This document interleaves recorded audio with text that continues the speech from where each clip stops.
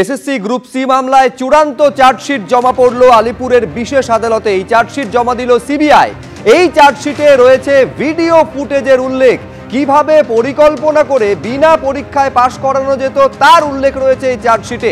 আরো বিস্তারিত আমরা এই নিয়ে জানবো, সরাসরি কথা বলবো আমাদের প্রতিনিধি প্রকাশ সিনহার সঙ্গে। প্রকাশ, নিঃসন্দেহে এইটা উল্লেখযোগ্য ভিডিও ফুটেজ, তার কারণ এই কয়েকদিন আগে মুখবন্ধ খামে আদালতে সিবিআই এই ভিডিও ফুটেজ জমা দিয়েছিল, যেখানে 5 জনের গোপন মিটিং এর উল্লেখ পর্যন্ত সিবিআই করেছিল। কতটা গুরুত্বপূর্ণ আজকে চার্জশিটে উল্লেখই বা কি রয়েছে প্রকাশ? দেখো সুব্রজিৎ, প্রথমেই তোমাকে বলে দিই, চূড়ান্ত চার্জশিট জমা পড়েছে, অর্থাৎ ফাইনাল চার্জশিট জমা করার পর চার্জ গঠন এবং বিচার প্রক্রিয়া শুরু করতে আর কোনো বাধা রইল না।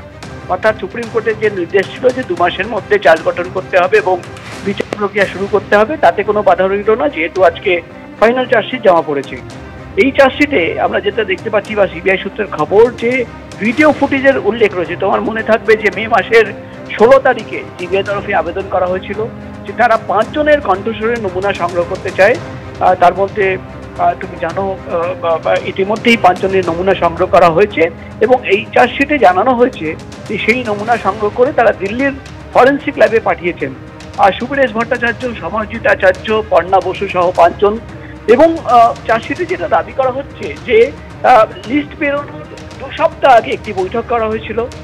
বৈঠকে কিভাবে পরীক্ষা না দিয়েই ক্যান্ডিডেটদের, অযোগ্য ক্যান্ডিডেটদের পাস করানো হবে সেই নিয়ে কিন্তু বৈঠক করা হচ্ছে। এবং এই বৈঠকে নাইসা, তোমার মনে থাকবে সুব্রজিৎ, যে ওএমআর শিট ইভ্যালুয়েশনের কাজ নাইসাকে দেওয়া হয়েছিল, তার অফিসে গিয়ে কিন্তু লিস্ট একটা বাজেয়াপ্ত করা হয়েছিল, কিছু ওএমআর শিট বাজেয়াপ্ত করা হয়েছিল। সেই নাইসার একজন আধিকারিক পঙ্কজ বানসাল, সে কিন্তু এই বৈঠকে ছিলেন। এবং এই চার্জশিটে সিবিআই তরফে দাবি করা হচ্ছে যে গোটা কনস্পিরেসি কিভাবে করা হয়েছে এই ভিডিও ফুটেজ দেখলেই কিন্তু পরিষ্কারভাবে বোঝা যাচ্ছে যে কারা কারা এই কনস্পিরেসিতে ছিল, কারা ইনস্ট্রাকশন দিয়েছে, কাদের নেতৃত্বে এই গোটা দুর্নীতি হয়েছে। সব মিলিয়ে কিন্তু চূড়ান্ত চার্জশিট জমা পড়েছে। চূড়ান্ত চার্জশিট জমা পড়ার পর কগনিজেন্স কোর্ট নেবে এবং আগামী দিনে আমরা জানি যে চার্জ গঠন এবং তারপর বিচার প্রক্রিয়া শুরু হবে। সব মিলিয়ে আমরা দেখতে পাচ্ছি এসএসসির যে গ্রুপ সি মামলা, যে মামলায় পার্থ চট্টোপাধ্যায়, সুবীরেশ ভট্টাচার্য সহ একাধিক ব্যক্তিদের বিরুদ্ধে ইতিমধ্যেই চার্জশিট জমা পড়েছে, সেই মামলায় কিন্তু চূড়ান্ত চার্জশিট আজকে জমা পড়ে গেল। এবার কিন্তু চার্জ গঠন এবং বিচার প্রক্রিয়া শুরু হবে। প্রকাশ, ধন্যবাদ তোমায়। আরজিকর দুর্নীতিকাণ্ডের তদন্তে এবার অতীন ঘোষের বাড়িতে পৌঁছলো সিবিআই। কলকাতা পুরসভার ডেপুটি মেয়রের শ্যামবাজারের বাড়িতে সিবিআই আধিকারিকরা আজকে যান। ছবিতেও দেখতে পাচ্ছেন, হাতে ফাইল নিয়ে জিজ্ঞাসাবাদের জন্য অতীন ঘোষের বাড়িতে পৌঁছে যান সিবিআই আধিকারিকরা। আরজিকর কাণ্ডের সময় রোগী কল্যাণ সমিতির সভাপতি ছিলেন সুদীপ্ত রায়।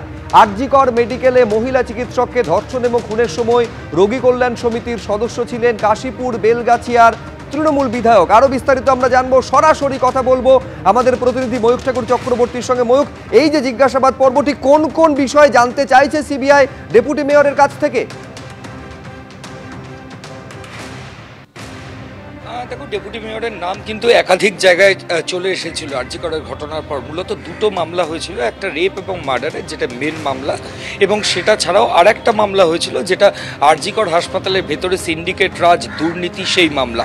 এবং এই যে দুর্নীতির যে মামলা, তাতেই কাশীপুর বেলগাছিয়ার যিনি তৃণমূলের বিধায়ক অতীন ঘোষ, কলকাতা পুরসভার ডেপুটি মেয়র, তার বাড়িতে আজকে দুপুর 2:15 সিবিআই 3 জন অফিসিয়ালস আসেন। তারা ফাইল নিয়ে এসে ওপরে চলে যান। একজন ব্যক্তি ওয়েট করছিলেন, তিনি অ্যাকম্পানি করে ওই 3 জন সিবিআই অফিসিয়ালসকে নিয়ে অতীন ঘোষের বাড়িতে যান।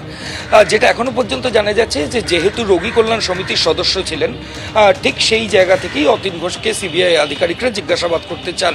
এর আগে সুদীপ্ত রায়, রোগী কল্যাণ সমিতির চার্জে ছিলেন, শ্রীরামপুরের বিধায়ক, তার বাড়িতে সিবিআই গেছিল। এবং এরপর আমরা দেখলাম অতীন ঘোষের বাড়িতেও এই মুহূর্তে সিবিআইয়ের প্রতিনিধি দল এসছে।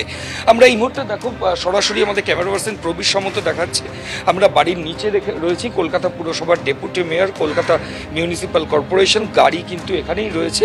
এবং যেটা দেখে মনে হচ্ছে যে অতীন ঘোষ যে গাড়ি ব্যবহার করেন সেই গাড়িও নিচে রয়েছে, কাজে তিনি বাড়িতেই রয়েছেন সম্ভবত, এমনটাই স্থানীয় সূত্রে এখনো পর্যন্ত আমরা খবর পাচ্ছি। এবং এই যে অ্যাপার্টমেন্ট যেটা প্রবীর সামন্ত দেখাচ্ছে, এই অ্যাপার্টমেন্টের একদম সামনে দেখো একটা অ্যাপার্টমেন্টে ঢোকার যে এন্ট্রি পয়েন্ট, সেখানে ওপরে লেখা রেসিডেন্সিয়াল ফ্ল্যাট এপিসি আবাসন ব্লক এ এপিসি রোড, এবং এই তার তলায় তুমি দেখো মিস্টার অতীন্দ্রনাথ ঘোষ এবং তার পরিবারের সদস্যদের নাম লেখা। আমি প্রবীর সামন্তকে বলছি, এই বাড়িতেই অতীন ঘোষ থাকেন, এটাই অতীন ঘোষের ফ্ল্যাট। এবং বাইরের ছবিটা দেখো, ইতিমধ্যেই কাশীপুর বেলগাছিয়ার তৃণমূল বিধায়ক, তার যারা অনুগামী ফলোয়ার্স, তারা কিন্তু বাইরে ভিড় জমাচ্ছেন, অনেকেই চলে এসেছেন। আচমকাই সিবিআই রেড, ফলত তারা বাড়ির সামনে ভিড় জমিয়েছেন। এবং বাড়ির ঠিক বাঁ দিকে আমি প্রবীরকে বলবো দেখানোর জন্য, কিছুটা দূরে, বাড়ি থেকে 50 মিটার দূরে দেখো সিবিআই এর অফিসিয়ালসরা, সেন্ট্রাল ফোর্স, কেন্দ্রীয় বাহিনীকে সঙ্গে নিয়ে এই মুহূর্তে ডেপুটি মেয়রের বাড়িতে রয়েছেন। সরাসরি আমরা একবার ছবিটা দেখানোর জন্য বলবো। আমরা এপিসি রোডের ওপর রয়েছি এবং প্রবীর সামন্ত যে ছবি দেখাচ্ছে, দেখো যে গাড়িতে, সামনে যে গাড়ি দেখতে পাওয়া যাচ্ছে, এই গাড়িতেই সিবিআই অফিসিয়ালসরা দুপুর 2:15 অতীন ঘোষের বাড়িতে আসেন এবং তারা 3 জন ছিলেন। বাড়ির ভেতরে তারা গেছেন প্রায় আধ ঘন্টারও বেশি সময় হয়ে গেছে। এবং তুমি দেখো সামনেই পুলিশ লেখা একটা ইনোভা গাড়ি এবং তার বাঁদিকে দাঁড়িয়ে রয়েছেন কেন্দ্রীয় বাহিনীর জওয়ানরা। আমি প্রবীরকে বলবো দেখানোর জন্য, রীতিমতো সেন্ট্রাল ফোর্সকে সঙ্গে নিয়ে কাশীপুর বেলগাছিয়ার বিধায়ক এবং তার পাশাপাশি কলকাতা পুরসভার ডেপুটি মেয়র অতীন ঘোষের বাড়িতে সিবিআই অফিসিয়ালস এসেছেন। তুমি দেখো কেন্দ্রীয় বাহিনীর জওয়ান, তারা গাড়িতে বসেছিলেন, তারা এই মুহূর্তে গাড়ি থেকে নেমে রাস্তায় দাঁড়িয়ে রয়েছেন, কারণ কোনো রকমের অপ্রীতিকর পরিস্থিতি হলে তারা সেটা কন্ট্রোল করার জন্যই সিবিআই অফিসিয়ালসদের সঙ্গে এসেছেন। সরাসরি ছবি আমরা দেখাচ্ছি কলকাতা পুরসভার ডেপুটি মেয়রের বাড়ির বাইরে এই মুহূর্তে কেন্দ্রীয় বাহিনীর জওয়ানরা দাঁড়িয়ে রয়েছেন এবং ভেতরে 3 জন অফিসিয়ালসরা রয়েছেন, তারা জিজ্ঞাসাবাদ এবং স্টেটমেন্ট রেকর্ডের প্রক্রিয়া চালিয়ে। বেশ ময়ূক, আপাতত তোমাকে ধন্যবাদ। 2:15 সময় সিবিআই আধিকারিকরা এসেছেন, অর্থাৎ প্রায় 1 ঘন্টা হতে চলল।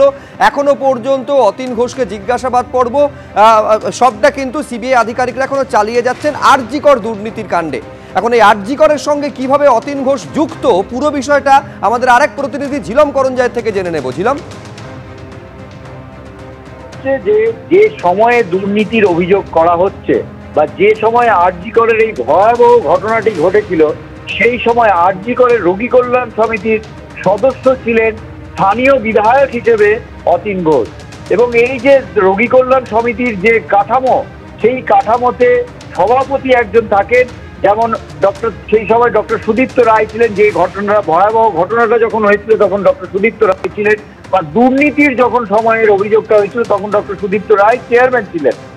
আর এই বিষয়টা হচ্ছে যে এইখানে স্থানীয় বিধায়ক হিসেবে অতীন ঘোষ ছিলেন, অর্থাৎ তার যেহেতু বিধায়ক হিসেবে তিনি স্থানীয় জনপ্রতিনিধি তিনি ছিলেন, তেমনি লোকাল কাউন্সিলরও আছে। ঠিক সেইভাবে অতীন ঘোষ যে সময়ে দুর্নীতির অভিযোগ করা হয়েছে, রোগী কল্যাণ সমিতির সদস্য ছিলেন। এখন রোগী কল্যাণ সমিতিকে কেন যুক্ত করা হচ্ছে বা এই বিষয়টা গুরুত্বপূর্ণ কেন? দুর্নীতি যে হয়েছিল, অভিযোগ উঠেছিল, আক্তার আলীর তরফ থেকে অভিযোগ করা হয়েছিল যে বেআইনি টেন্ডার দেওয়া হয়েছিল, বেআইনিভাবে জিনিস কেনা হয়েছিল, নিয়ম বহির্ভূতভাবে বরাদ দেওয়া হয়েছিল ওষুধ সরবরাহ থেকে শুরু করে এই নানান অভিযোগ। অধিকাংশ সিদ্ধান্ত রোগী কল্যাণ সমিতি তারা র্যাটিফাই করেছিল, তাদের সম্মতিক্রমে হয়েছিল।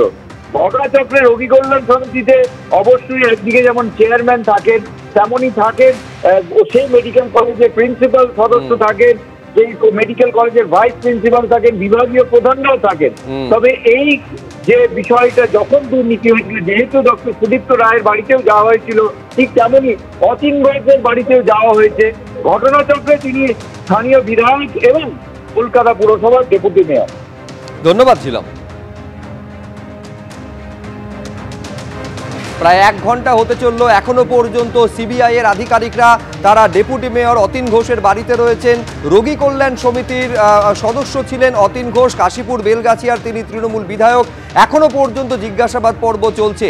আরজি করে যে দুর্নীতির ঘটনা অভিযোগ সামনে এসেছে, সেই প্রেক্ষিতেই সিবিআই এর তরফে আজকে জিজ্ঞাসাবাদ করা হচ্ছে। এর আগে আপনারা জানেন যে সুদীপ্ত রায়ের বাড়িতে সিবিআই আধিকারিকরা তারা এই দুর্নীতির তদন্তের প্রয়োজনে গেছিলেন, আর এবার অতীন ঘোষের বাড়িতে জিজ্ঞাসাবাদ এখনো চলছে সিবিআই আধিকারিকদের।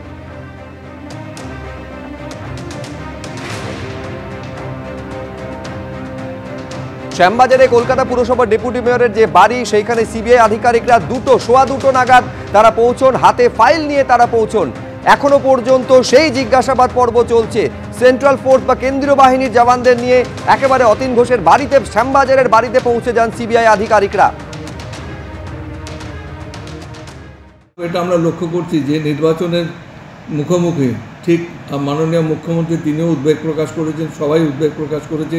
অভিষেক বন্দ্যোপাধ্যায় তো পরিষ্কারভাবে বলেছে যে আমাদের বিশেষ করে নির্বাচনে যেন আমাদের পর্যুদস্ত করার জন্য একটা চক্রান্ত হচ্ছে এবং সেটা ইডিকে কাজে লাগিয়ে হওয়ার চেষ্টা করা হচ্ছে। তবে এইসব করে কিছু হবে না এবং অতীনের বাড়িতে কেন গেছে আমি ঠিক সঠিকভাবে বলতে পারবো না। কোনো তদন্তে যেতে পারেন, তদন্ত করে তাদের জিজ্ঞাসাবাদ করার অধিকার আছে, এই ব্যাপারে অস্বীকার করার কিছু নেই। তবে আমরা ভীত নেই যারা রয়েছেন, এটা আমি রাজনৈতিক দল থেকে আমি বলবো না, আমি স্পিকারের চেয়ার থেকে এই কথা বলবো না। তবে এইভাবে আমাদের গণতন্ত্রের কণ্ঠরোধ করা যাবে না।